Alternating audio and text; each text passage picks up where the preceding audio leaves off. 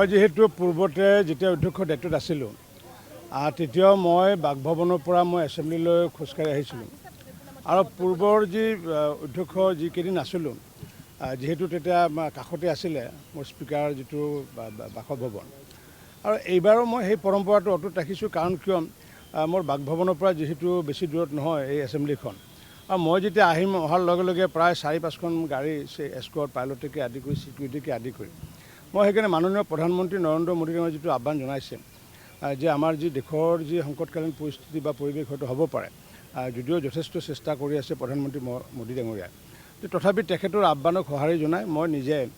যেতিয়া এছেম্বলিলৈ আহিম তেতিয়া খোজকাঢ়ি অহাৰ সিদ্ধান্ত মই গ্ৰহণ কৰিছোঁ পূৰ্বতো এই সিদ্ধান্ত আছিলে সেই সিদ্ধান্তটো বাহাল থাকিব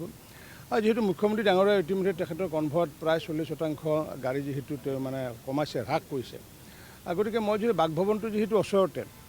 গতিকে এইখিনি মই গাড়ীৰে নাহিলেও হয় আৰু মই যিহেতু আপোনালোকে জানে মই এনেও খোজকাঢ়ি ভাল পাওঁ ৰাতিপুৱা মই মৰ্ণিং ৱাক কৰোঁ গতিকে মোৰো অকণমান খোজকাঢ়া হৈ যায়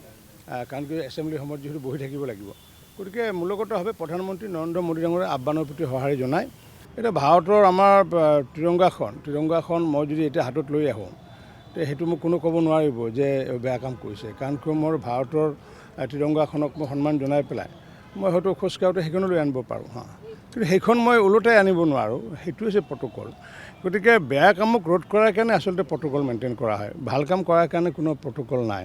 মই খোজকাঢ়ি অহাৰ ক্ষেত্ৰত কোনো প্ৰট'কল মই নাই বুলি ভাবোঁ বা নাথাকে বুলি মই ভাবোঁ গতিকে পুৰণা যিবোৰ কথা চলি আছিলে সেইবোৰৰ পৰা আমি আঁতৰি আহি পেলাই কাৰণ আমিওতো সাধাৰণ মানুহ আমিওতো জনসাধাৰণৰ লগত থকা মানুহ আমাকতো জনসাধাৰণতে নিৰ্বাচিত কৰি পঠাইছে স্পীকাৰ হল বুলি যে অত্যাধিক আমি যি প্ৰট'কল মেইনটেইন কৰি পেলাই বা নোহোৱা নোপোজা কথাবোৰ আনিম এতিয়া মহামান্য আমাৰ হাইকোৰ্টৰ চিফ জাষ্টিছে তেখেতে বা জাজসকলে তেওঁলোকে প্ৰট'কল মেইনটেইন কৰিব লাগে এইকাৰণে কাৰণ কিয় তেওঁলোকেতো তেজমঙহৰ মানুহ তেওঁলোকে যদি কোনোবা সভাত যায় বিবাহত যায়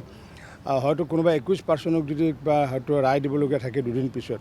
সেই মানুহজনে যদি ফটকৈ ভৰিত ধৰি পেলাই যদি তেওঁক যদি অনুৰোধ কৰে যে মোৰ জীৱনটো বচাওক বুলি তেতিয়া আল্টিমেটলি তেখেতে কি চব কোণা এটা আহি যাব পাৰে যাৰ কাৰণে হাইকোৰ্টৰ চিফ জাষ্টিছেই হওক বা জাজসকলে সেইটো মেইনটেইন কৰাটো প্ৰয়োজন কিন্তু মই ভাবোঁ যে স্পীকাৰ যিহেতু মোৰ এছেম্বলিৰ বাহিৰত মই প্ৰট'কল মেইনটেইন কৰাটো কোনো প্ৰয়োজন নাই বুলি মই ভাবোঁ মিতব্যয় হ'ব লাগিব অকল ইন্ধন আমি ছেভ কৰিলে নহ'ব আমি সৰ্বদিশতে মিতব্যয় হ'ব লাগিব আৰু সেইকাৰণে পূৰ্বতে যি হাই টি নামৰ যিটো ব্যৱস্থা